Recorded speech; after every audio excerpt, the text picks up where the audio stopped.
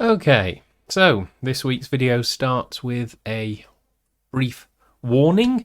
This contains material that is interesting. It's not particularly dangerous. You can't get yourself in huge trouble with it, but it's another one of those things which you perhaps don't want to be doing as a matter of course. It's all good stuff that's worth knowing about, which is why we're talking about it. But if you think that anything you see in this video is a solution to problems you're working on, think very carefully. It could be. We'll say the areas where it's a common sort of thing for people to do, but just be warned. Because this week we're talking about unusual data types. So what do I mean by unusual? First of all, I'll start by defining what I mean by a usual data type. So here is a usual data type, the simplest one on most computers, which is the byte. So the byte is the smallest storage unit you can address on most modern computers, but a byte itself is composed of 8 bits. So bit is itself a contraction of binary digit. So each one of those bits can store a single binary value, a 1 or a 0, and they are then combined to make other types of data. Now, normally in a single byte, the way that is interpreted is as an integer number, as a whole number. So if all of those bits are 0, red as I've got them color coded here, your number is 0. If that first bit is 1 and all the rest are 0, then it's 1.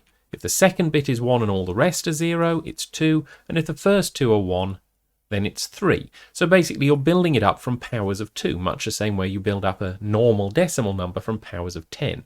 So each one of those bits represents the powers of 2. 2 to the 0 is 1, 2 to the 1 is 2, 2 to the 2 is 4, sorry, 2 to the 3, 2 to the 2 is 4, 2 to the 3 is 8, etc., going up. Now, that's a simple, normal data type. But you get larger ones. So the next simplest one is something which is typically called a short in most programming languages, and that is 2 bytes in length and is composed of 16 bits. And it stores data usually in exactly the same way. It's an integer, so the data is generally stored just by 2 to the n, so 2 to the 0, but now all the way up to 2 to the 15 for the last bit. So you can store much larger numbers in a short than you can in a byte. And you can keep doing that, and there are 32-bit integers, commonly called ints, and there are 64-bit integers, commonly called long integers. And I will say that naming of integers is a bit of a vexed question, but I'm using a fairly common sort of nomenclature here.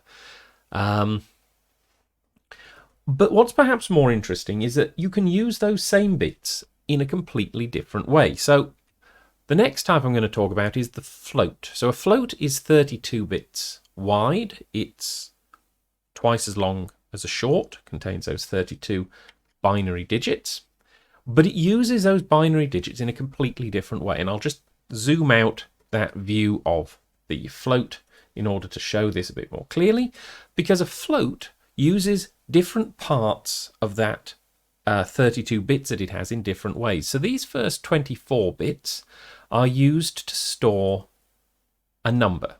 Both of these are used to effectively store an integer, but they do different things. So the point with a floating point number is you write your number of the form of some initial number a, which is these 24 bits, multiplied by 2 to b, and b is these 8 bits. So by combining those two, because you also, I'm not mentioning it here, but you can use one of these bits to allow this b to be negative, you can store numbers that are smaller than 1 if this b is negative, and you can use it to store numbers that are very large if you have this b be a large positive number, because 8 bits, it can be up to 250, well, 128 because you've got a sign bit, 127. But the key point about it is you are using the different bits in different ways, and this allows you to do something that you otherwise couldn't do, because the whole thing with floats is you can store a number that is much larger in a float a 32-bit float, than you could in a 32-bit integer. But what you lose is precision. You lose the ability to tell the difference between numbers that are very close together. So every integer, you can always tell each integer distinct from the next integer. You can sort of see that from the way the bit patterns work. If you add 1, you flip this bit, and then if that bit's already set, you flip the next bit, etc., and it just cascades up. But with floating point numbers, you can reach the point where two numbers are, formed by adding 1. So you take one number, you add 1 to it, you get a different number, but you couldn't tell in this floating point representation. So you're trading off your ability to represent larger and smaller numbers for your ability to keep numbers distinct from each other. And this is generally where cleverness in data types comes in. You use the same underlying bit storage in a different way to optimize for certain tasks. So just to sort of motivate this was something that struck me the other day at home. I have a smart thermostat. It's not a particularly common model, but one of the things that I can do is I can get it to record the temperature and hand me that in a data file. But what's strange is it only records integer degrees centigrade. I mean, it doesn't in itself, but that's all it stores. And the only reason I can think of for it to do that is that it uses a single byte to store those values, because it records, if you ask it instantaneously what the temperature is, it'll tell you it's, 25.1 degrees. But if you ask it to tell you what the temperature was an hour ago, it'll say 24 degrees. Oh, that's far too hot for a room, but anyway, it would tell you what the temperature is to a tenth of a degree if you ask it now, or a whole number degree if you ask it historically. And I'm guessing that's because it uses that single byte to store the values historically. Because a single byte can store 256 different values, and that is a range far larger than you need to store a room temperature. Realistically, you probably only need 10, maybe 15 degrees range in a room. Any more than that, and your room's just rocketing up and down in temperature to an implausible degree. So what would you do if you wanted to not use any more storage space, but allow yourself to have those non-integer values? Now, historically, this really was a very important problem. If you go back to the 1980s, computers started entering the home with 16K or less of memory. A lot of popular machines of that era had only 1K of memory, 1024 as a term was used there, bytes of memory. So if you could avoid having to use a short to store a number, or even worse, that float, because we want a non-integer number here, you're saving on just one data point, you're saving between 1,000th and 1/250th of the computer's entire memory, if you could store with the precision you want but keep it in a single byte. So that was really important. Now, nowadays you buy a computer, the cheapest computer you're going to buy is going to have gigabytes of memory, 1,000,000 times at least what home micros of the 80s had, at which point the amount you're saving becomes trivial. So this isn't very common in general programming anymore. But embedded systems, particularly things that have to be extremely low power, like wearable systems, are still constrained, much like a 1980s microcomputer. So this is not a dead art, it's just no longer a core part of a normal day-to-day programmer's arsenal. So as a general rule, this is something that as a scientific programmer, unless you're writing embedded systems code, you're probably never going to need to do, but it is interesting to know about. So how would you actually go about solving that sort of problem? Well, I'll put forward a few possibilities. So the simplest one is, let's say I just want to have half-degree increments. That's already better, isn't it? So I will give up one of my bits here to store the half-degree flag. So I'm now using these first 7 bits to store a number, which, thinking about the way that we store in binary, means I could store any number from 0 to 127. Easily enough for a thermostat in a domestic room. If your room is at 0 degrees centigrade, you're letting things get a little bit cold. And if your room reaches 127 degrees centigrade, you may have a problem. But now I can use this last bit to store a half-degree flag. So if the bit is set to 1, then the temperature is half a degree higher than the number these first 7 bits is representing. And if it's 0, then it is the number these first 7 bits are representing. So I can now represent 1, 1.5, 2, 2.5, 3, 3.5, just by, before you increment this number to the next thing, you just flip this bit as you go over the half degree. Well, that works, there's nothing wrong with it. And in fact, this is a specific application of something that's called fixed point representation. So those floats that I mentioned are what are called floating point numbers. Fixed point numbers are another way of representing numbers smaller than 1, but they do it by having extra columns. In this case, you have a halves column, much like if you do normal decimal numbers, you'd have a tenths and a hundredths column. Here I have a halves column. So that's a solution. What about other solutions? Well, another option would be I could create my own floating point number.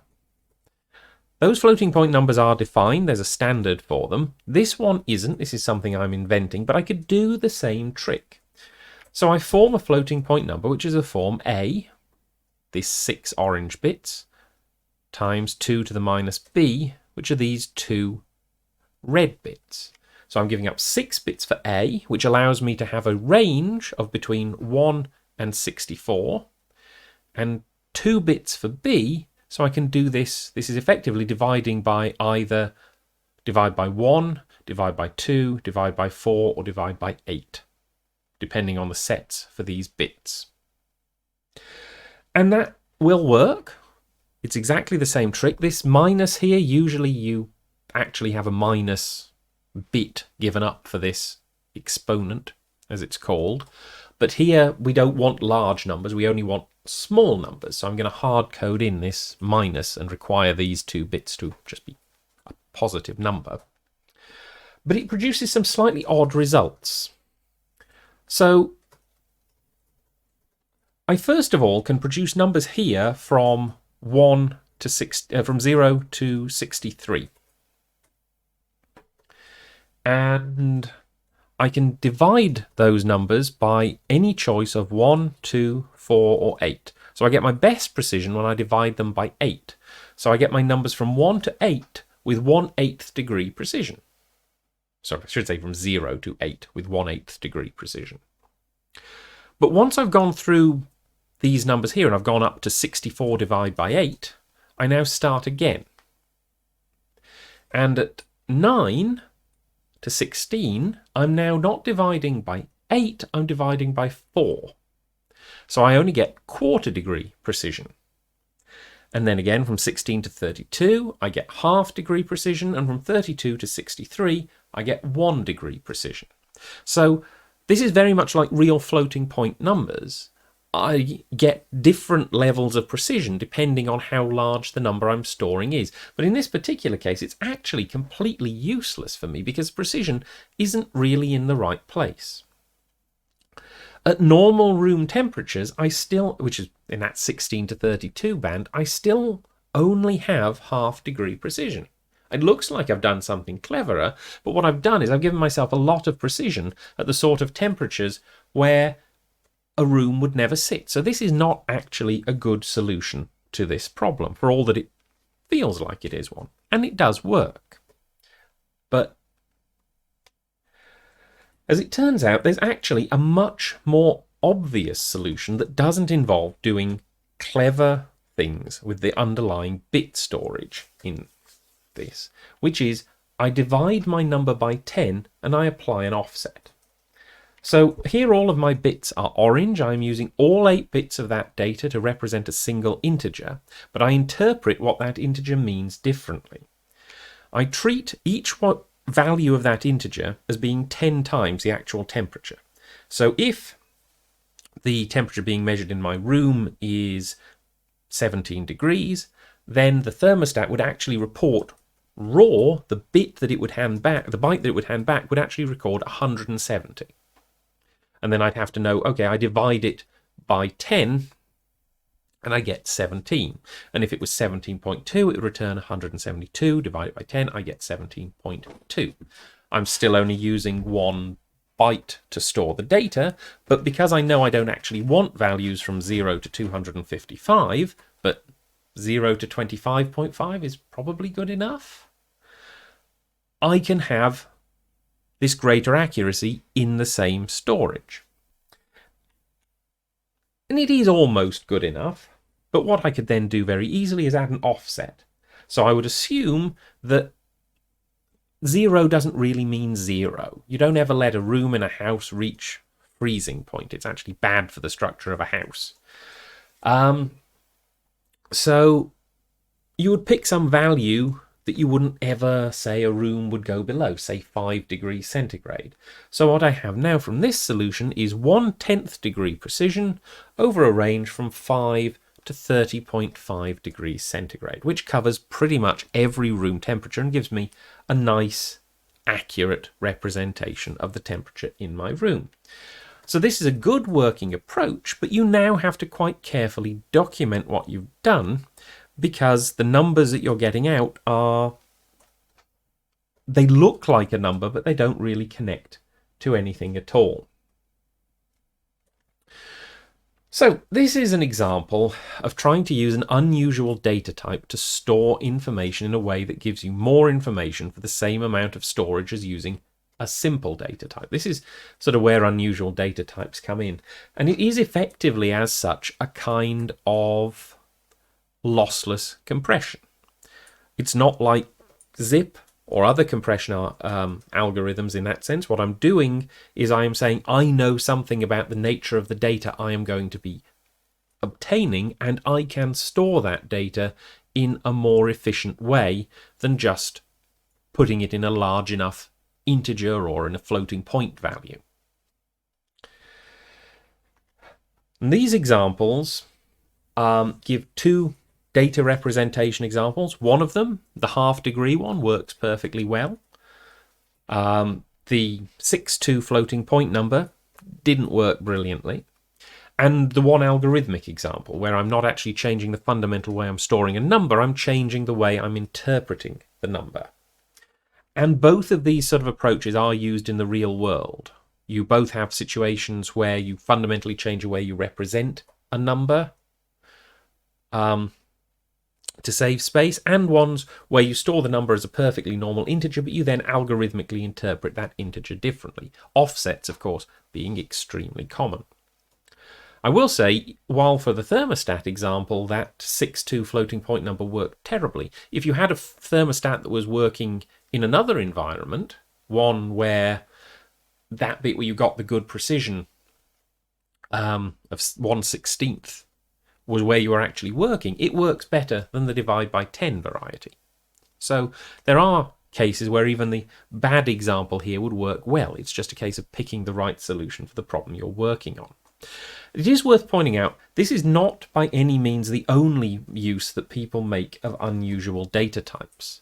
Another popular approach is to store data where you know I don't need a whole byte to store it. So if, for example, you know you have two numbers that are guaranteed to be in the range of 0 to 15, then you can pack those two numbers in the lower 4 bits and the upper 4 bits of a single byte and save space. And that, honestly, is the most common sort of approach, most common use for these unusual data types, packing together lots of data in a way where you know you don't need the full storage space for an integer, say, to store them.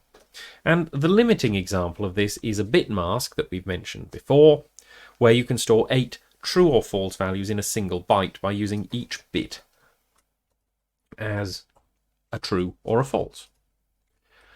So the upsides to this sort of approach are you can tune your storage to maximize the information you're interested in. Given a certain amount of storage space that you've got to play with, you can maximize the amount of data you can store in that storage.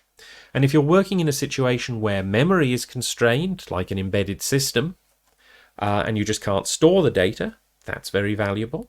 If you're working in a situation where bandwidth is very important, say you're trying to get data back from a satellite where the available bandwidth is extremely poor, this sort of trickery is fairly common, I believe, in that sort of work as well. The downsides, however, are quite substantial. First of all, you have to work out the best solution to your problem. That isn't always easy. In fact, it generally isn't easy. And perhaps more importantly, you have to document that solution so that your data doesn't, there's a missing word in that slide, doesn't become unusable. Because if someone loses a documentation, your custom format is unintelligible. Every data format has to be documented. The data stored in the computer's memory or on the disk, it's just a pattern of bits. Whether you should interpret that as an integer or as a floating point number or as a string is something that has to be given as context. But at least if you're working with standard off-the-shelf data structures, you just have to say this is an int, and that will be interpreted as an int, and it will work. When you start using these custom data formats, it gets a bit more complicated. You will also confuse future coders, including yourself. I haven't shown any code dealing with this kind of low-level bit control stuff because it frankly isn't any fun at all. Actually, that's not true. It can be a lot of fun, but if you come to it unexpectedly, it can be absolutely horrible to try and work out what it's doing. So if you go down this route, you need it well documented, or someone, sooner or later, very possibly an older version of you, will hate you for doing it. And the other thing, of course, is you are optimizing for a specific task that may well change. So in the thermostat example, I was storing numbers that I said were going to be between, let's say, 5 and 30 degrees centigrade. Well, that works fine, but if at some point you want to apply the same code to either a freezer, which has negative numbers, or a pottery firing furnace that's many degrees higher, your solution will just break. So if there's any possibility you're going to want to reuse a solution later, you might be better off just accepting that you have to use more memory. So in conclusion, there really are places where these type of unusual data types are essential, but as a general rule, I wouldn't recommend anybody uses them for general purpose computing.